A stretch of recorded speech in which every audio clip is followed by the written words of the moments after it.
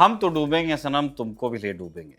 भारत में एक लोकप्रिय कहावत है जिसका इस्तेमाल अक्सर तब किया जाता है जब कोई व्यक्ति किसी मुसीबत में फंसा हो और दूसरों को भी साथ में फंसाने की कोशिश कर रहा हो। अगर इस मुहावरे के फलसफे में जाएं तो ये किसी सिरफिरे आदमी की साइकी आपको मालूम पड़ेगी। एक सरफिरा ही क्योंकि बर्बादी में दूसरों को शामिल करने की सोच सकता है। ये नहीं कह रहा है कि भाई दूर रहो, वो आपको भी लेके डूबेगा। पर एग्जैक्ट इसी तरह की बात पाकिस्तान के सेना प्रमुख फील्ड मार्शल आसिफ मुनीर ने की है। जून महीने में अमेरिका में गए थे। इस दौरान पाकिस्तानी समुदाय को संबोधित करते हुए उन्होंने कहा कि हम एक न्यूक्लियर नेशन हैं, अगर हमें लगा कि हम डूब रहे हैं तो हम आधी दुनिया अपने साथ डुबा देंगे। उनके कहने का मतलब तो यही समझ में आता है कि अगर भविष्य में पाकिस्तान और भारत के बीच परमाणु संकट पैदा होता है तो इसका खामियाजा आधी दुनिया को भी उठाना पड़ेगा। मुनीर के बेहुदे बयान यहीं तक सीमित नहीं है। उन्होंने इसी कार्यक्रम में भारत के खिलाफ अपने मंसूबे साफ किए। एक बयान में तो कह दिया कि हम भारत के ईस्ट की तरफ से हमला शुरू करेंगे और वेस्ट की तरफ जाएंगे। भारत अगर सिंधु नदी पर बांध बनाता है तो हम 10 मिसाइल मारेंगे, उड़ा देंगे। मुनीर की ये सारी बातें मीडिया में वाइडली रिपोर्ट हुई हैं, लेकिन सबसे ज़्यादा डिटेल मिलती है वरिष्ठ पत्रकार प्रवीण स्वामी की रिपोर्ट में, जो 10 अगस्त को द प्रिंट में शाया हुई है। पाकिस्तान की सेना या सरकार ने इस पर अब तक कोई प्रतिक्रिया नहीं दी है, पर भारत सरकार की इस पर प्रतिक्रिया आई है। विदेश मंत्रालय ने बयान जारी कर मुनीर के बयान की निंदा की है। साथ में अमेरिका को भी निशाने पर लिया है। कहा है कि ये बात एक ऐसे मुल्क में हुई है जिससे हमारे दोस्ताना संबंध है। नाम नहीं लिया है पर हिंट किया है। ये रिपोर्ट एक ऐसे समय में आई है जब अमेरिका और पाकिस्तान के संबंध मजबूत होते दिख रहे हैं। खबर ये भी है कि आसिम मुनीर दूसरी बार अमेरिका जाने की तैयारियां कर रहे हैं, जहां वो अमेरिका के नेताओं और मिलिट्री ऑफिसर से मिलेंगे। तो आज के शो में हम जानेंगे कि मुनीर ने अमेरिका में क्या क्या कहा था, अमेरिका पाकिस्तान को इतना भाव क्यों दे रहा है और भारत के लिए ये कितनी बड़ी चिंता का विषय है या होना चाहिए। नमस्कार, स्वीकार कीजिए निखिल का आप खबरगांव का डेली इंटरनेशनल शो राजदूत देख रहे हैं।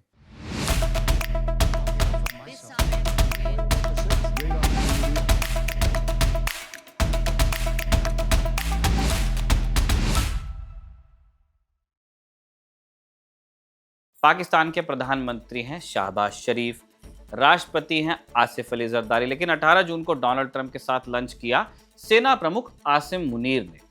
पाकिस्तान में ही इस पर डिबेट हुई थी कि लोकतंत्र के हिमायती लोग चिंता जाहिर करने लगे कि यूएस तो डेमोक्रेटिक वैल्यूज का ढिंडोरा दुनिया में पीटता है, फिर प्रेसिडेंट या प्राइम मिनिस्टर के बजाय मुनीर को क्यों बुलाया।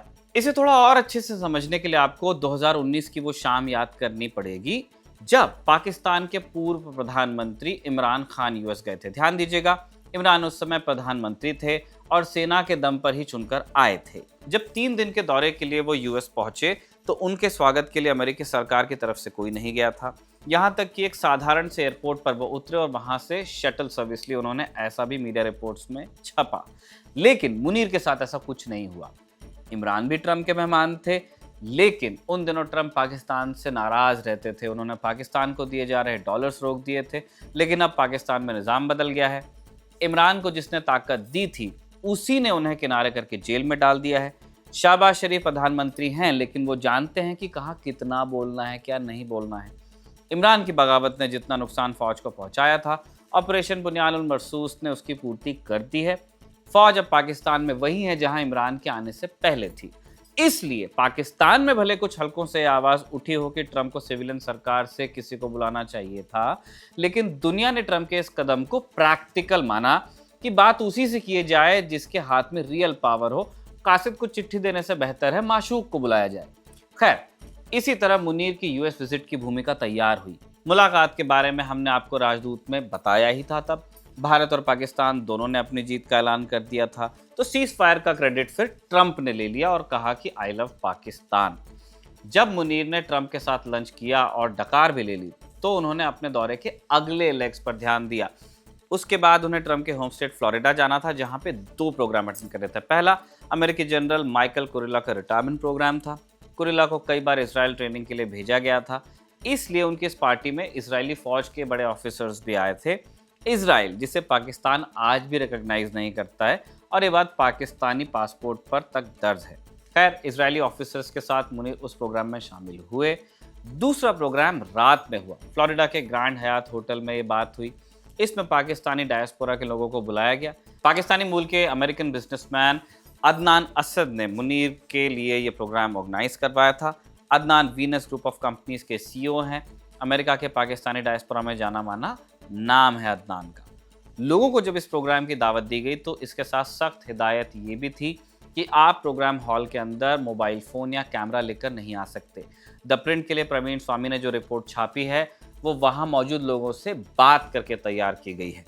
इसके मुताबिक मुनीर के बयान की शुरुआत कुरान की सूरह अल सफ की 4वीं आयत से हुई कि अल्लाह उन लोगों से प्यार करता है जो उसके लिए पंक्तिबद्ध होकर ऐसे लड़ते हैं मानो सीसा पिलाई दीवार हो। इस आयत में एक लफ्ज़ आता है बुनियान अल मरसूस।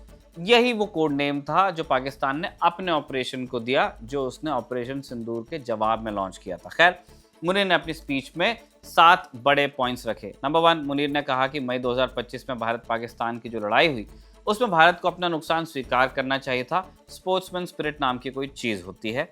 हम भी अपने नुकसान की लिस्ट पब्लिक कर देंगे बशर्ते हिंदुस्तान अपना नुकसान दुनिया को बताए। नंबर 2, मुनीर ने कहा कि उन्होंने एक ट्वीट करवाया था जिसमें सुरह फील की आयत और मुकेश अंबानी की तस्वीर थी। ये हमने इसलिए किया ताकि बता सके कि हम आगे क्या करेंगे। अब इस बात को समझने के लिए हमें सूरह फील के बारे में थोड़ा सा समझना होगा, तभी आपको ये बात समझ में आएगी। सूरह फील कुरान की 105वीं आयत है। इस आयत में 570 ईस्वी की एक घटना का जिक्र है। दरअसल उस दौर में यमन में अब्राहा अल हबशी नाम का ईसाई गवर्नर होता था। उसने सना शहर में एक बहुत बड़ा चर्च बनवाया हुआ था। चाहता था कि अरब के लोग काबे के दर्शन न करें, हज न करें, इसकी बजाय उसके गिरजाघर आ जाएं। पर लोगों ने उसकी बात नहीं मानी। पैगंबर इब्राहिम की ज़मीन से जो प्रथा चली आ रही थी उसे बदलना मुश्किल था।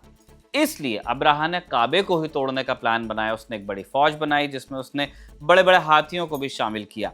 उसने मक्का शहर पर हमला किया, बस्तियों और दुकानों को लूटा। जब हाथी काबे की तरफ बढ़े तो ईश्वर ने अबाबील नाम के पक्षी भेजे जिन्होंने अपने पंजों में पत्थर दबाए हुए थे। जब ये पत्थर हाथियों के जिस्म पर पड़े तो हाथियों की मौत हो गई। अब्राहा की फौज वापस चली गई। बाद में अब्राहा की भी बीमारी से मौत हुई। इस आयत में बताया है कि खुदा ने अपने घर काबे की रक्षा किस तरह की थी। अब आसिफ मुनीर इस आयत से बताना क्या चाहते हैं उसे लेकर अंदाजा ही लगाया जा सकता है। क्या वो ये कह रहे थे कि युद्ध की स्थिति में भारतीय उद्योगपति निशाने पर होंगे? सोचने वाली बात है। बात यह है कि मुनीर मदरसे से पढ़ने वाले पाकिस्तान के पहले आर्मी चीफ हैं। हाफिज कुरान भी इनको बताया जाता है। इन दो बातों में अपने आप में प्रॉब्लम नहीं है। दिक्कत आती है आसिफ मुनीर के धर्म के इंटरप्रिटेशन में। ये अपनी सहूलियत के हिसाब से कुरान की आयतों को गलत इंटरप्रेट करते हैं और यहाँ तक कि धर्म के नाम पर झूठ भी लोगों को परोसते हैं। एक उदाहरण उनके फ्लोरिडा वाले स्पीच से ही है। उन्होंने अपनी स्पीच में कह दिया कि कलमे की बुनियाद पर अब तक दुनिया में 2 ही स्टेट बने, एक पाकिस्तान, एक मदीना। मदीना पैगंबर मोहम्मद ने स्थापित किया जिसका नाम बदलकर तैयबा कर दिया गया। ये मुनीर का दावा था, गलत दावा था। ऐसा कोई तथ्य नहीं मिलता कि मदीना का नाम बदलकर कभी तैयबा किया गया हो। बहरहाल, हम तीसरी बात पर आते हैं जो मुनीर ने अपनी स्पीच में कही। बड़ी सिंपल थी कि पाकिस्तानी डायस्पोरा पाकिस्तान का खुलकर समर्थन करे। फिल्मी अंदाज में उन्होंने कहा कि माँ काली भी हो तभी भी माँ होती है। इसमें कोई प्रॉब्लम नहीं। इसके बाद मुनीर ने वो किया जिसके बिना पाकिस्तानी लीडर्स रह नहीं पाते हैं, भारत से तुलना। ये चौथा बिंदु था। मुनीर ने कहा कि भारत फरारी जैसी चमचमाती मर्सिडीज है। सोचने वाली बात है कि फरारी जैसी मर्सिडीज हो कैसे सकती है, पर मुनीर ने कहा कि ये हाईवे पर आ रही है लेकिन हम बजरी से भरा एक ट्रक हैं। अगर ट्रक से कार टकरा जाए तो नुकसान किसका होगा? मुनीर के इस बयान में भारत पाकिस्तान के बीच अंतर को लेकर स्वीकारोक्ति भी दिखती है और बदमाशी भी कि हम गाड़ी अपनी साइड में नहीं चलाएंगे, भिड़ा भी सकते हैं। 5वां, मुनीर ने अपनी स्पीच में पाकिस्तान की राजनीति में सेना के दखल की हिमायत की। पाकिस्तान के former sports and shipping minister Babar Khan Ghauri का जिक्र किया कि बाबर कहते थे कि जंग को जनरलों के भरोसे नहीं छोड़ा जा सकता, लेकिन राजनीति भी इतनी गंभीर है कि उसे राजनेताओं पर नहीं छोड़ा जा सकता। बाबर खान गौरी की बात को पाकिस्तान कितना सीरियसली लेता है बताने की ज़रूरत नहीं है। देश इस्टेब्लिशमेंट चलाता है जिसका मतलब फौज है, न कि चुनी हुई सरकार। कोई सेना के खिलाफ जाता है तो उसका हाल इमरान खान जैसा कर दिया जाता है। छठी बात उन्होंने फिर भारत से संबंधित कही। बोले कि जंग की स्थिति में हम भारत के पूरब से शुरुआत करेंगे जहां उन्होंने अपने सबसे मूल्यवान संसाधन स्थापित किए हैं, फिर पश्चिम की ओर बढ़ेंगे। साथ ही बात उन्होंने भारत और अमेरिका के बिगड़े कूटनीतिक संबंधों के बारे में कही। बोले कि पाकिस्तान को प्रतिद्वंद्वी शक्तियों के बीच संतुलन बनाने के लिए मास्टर क्लास देना शुरू करना चाहिए। हमारी सफलता का असली कारण यही है कि हम कंजूस नहीं, अगर कोई अच्छा काम करता है तो हम उसकी प्रशंसा और सराहना करते हैं। इसलिए हमने राष्ट्रपति डोनाल्ड ट्रंप को नोबेल पुरस्कार के लिए नामांकित किया। मुनीर की इन बातों पर भारत सरकार ने प्रतिक्रिया दी है।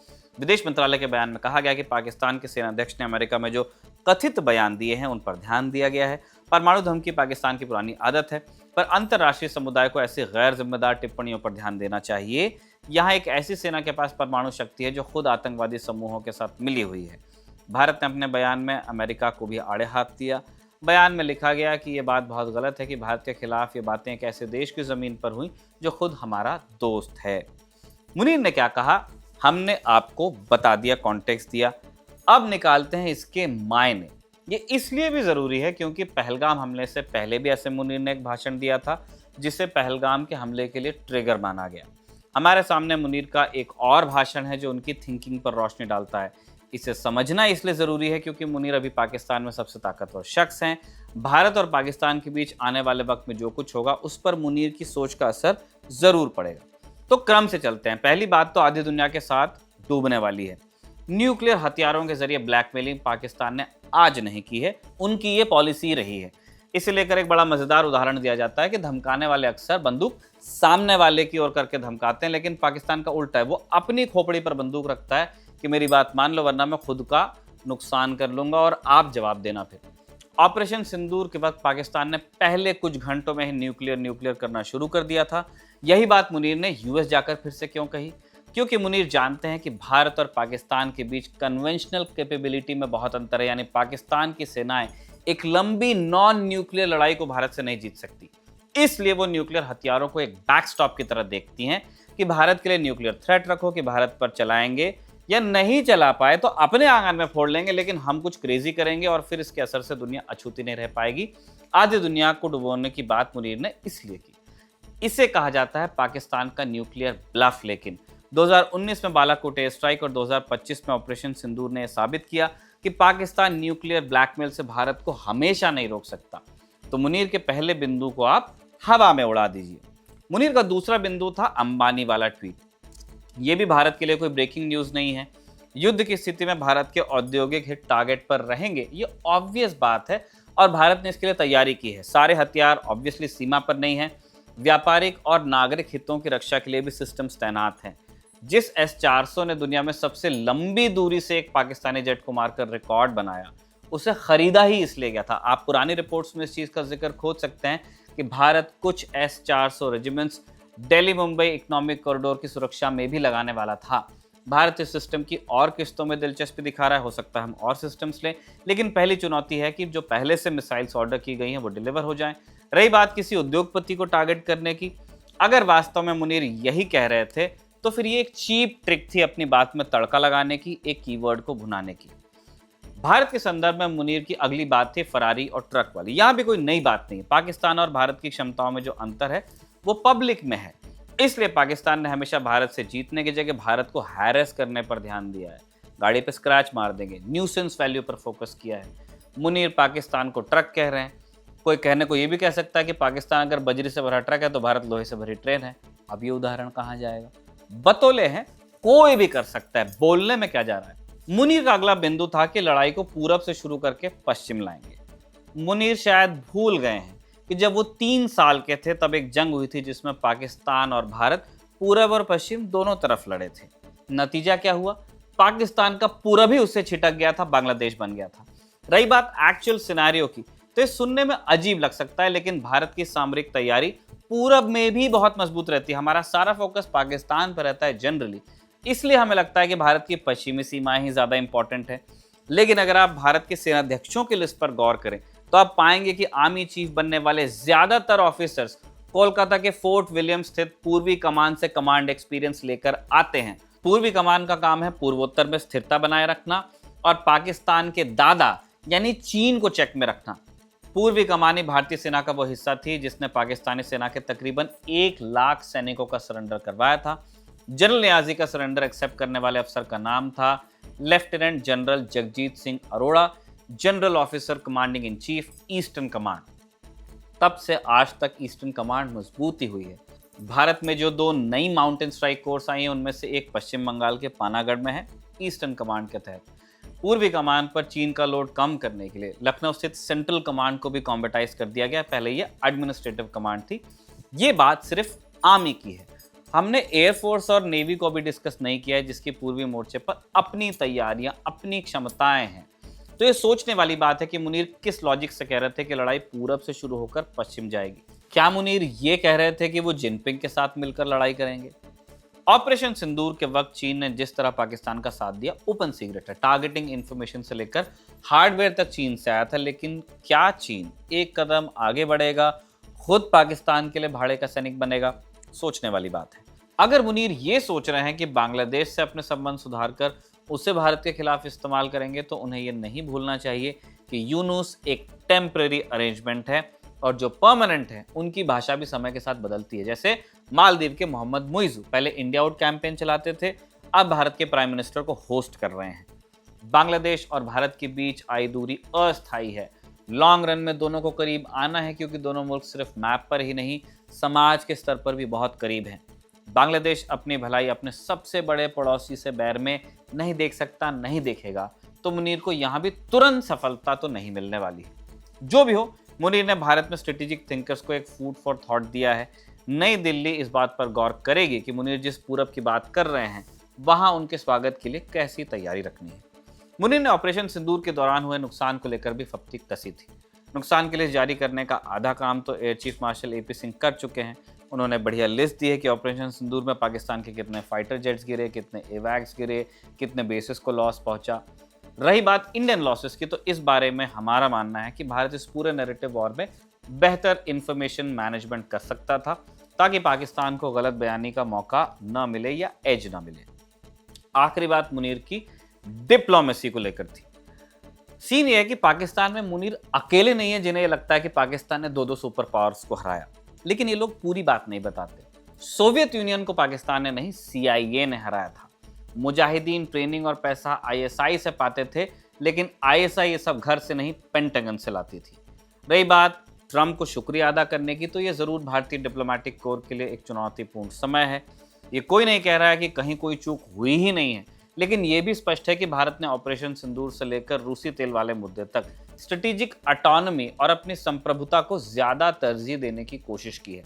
बांग्लादेश और पाकिस्तान ट्रेड डील कर चुके हैं, लेकिन इसके लिए जो समझौते उन्होंने किए, उन्हें लेकर वहीं के एक्सपर्ट्स क्या सोचते हैं, इस पर भी गौर किया जाना चाहिए। अमेरिका से हुई डील पाकिस्तान ने डिप्लोमेसी से नहीं, ट्रंप के खानदान को घूस देकर खरीदी थी। ट्रंप परिवार से जुड़े क्रिप्टो बिजनेस में पाकिस्तान पैसा क्यों लगा रहा है, जबकि खुद लोन पर चल रहा है? घूस देकर हासिल डील पर अगर मुनीर मास्टर क्लास देना चाहते हैं, तो उसे हम सबको अटेंड करना चाहिए। अगर जूम लिंक क्रिएट करना हो तो बता दीजिए, हम हेमंत से कहेंगे जो खबरगांव में डेली न्यूज मीटिंग का लिंक जनरेट करते हैं। पाकिस्तान वाला चैप्टर यहीं तक, आसिम मुनीर वाला। अब एक जरूरी अपडेट आपको देते हैं। इजरायली सेना ने अल जजीरा के पत्रकारों को निशाना बनाया है। 10 अगस्त को इजरायली हमले में अल जजीरा के पत्रकार अनस अल शरीफ समेत 4 मीडियाकर्मी मारे गए। इन लोगों के नाम हैं अनस अल शरीफ, इब्राहिम जहीर, मोहम्मद नौफल, मोमिन अलीवा और मोहम्मद क्रिकेह। ये सभी लोग अल जजीरा के लिए गजा से काम कर रहे थे। अनस अल शरीफ तो जंग की शुरुआत से ही अल जजीरा के लिए यहाँ कवर कर रहे थे और गजा की कवरेज में मुख्य चेहरा थे। 10 अगस्त की रात अल जजीरा के पत्रकार अल शिफा हॉस्पिटल के पास टेंट लगाकर रह रहे थे। इसी दौरान इसराइल ने टेंट पर हमला किया और यह हमला कोई गलती से नहीं हुआ, खुद इसराइल की सेना ने जानकारी दी है। IDF ने दावा किया है कि वो अनस अल शरीफ को मारना चाहते थे क्योंकि वो हमास से जुड़े थे। पत्रकार के भेष में वो हमास का काम कर रहे थे, ये भी इसराइल का दावा है। अल जजीरा और अनस के परिवार ने इस बात को झूठा बताया है और इसराइल के इस कदम की आलोचना की है। कमिटी टू प्रोटेक्ट जर्नलिस्ट की रिपोर्ट कहती है कि जंग की शुरुआत से अब तक इजरायली हमलों में 186 पत्रकार मारे जा चुके हैं। वहीं अल जजीरा के मुताबिक अब तक 232 से ज़्यादा पत्रकार और मीडियाकर्मी जंग में मारे गए हैं। अनस अल शरीफ पहले ऐसे पत्रकार नहीं है जिन पर आतंकी होने का आरोप इसराइल ने लगाया। 2024 में इसराइल ने अल जजीरा के 6 और पत्रकारों पर इल्ज़ाम लगाया था, पर अभी तक साबित नहीं कर पाया है। राजदूत का ये एपिसोड हम यहीं पर कंक्लूड करते हैं। इसे साजिद के साथ मिलकर लिखा गया था और इसे रिकॉर्ड किया था सर्वेश ने। आप देखते रहिए खबरगांव।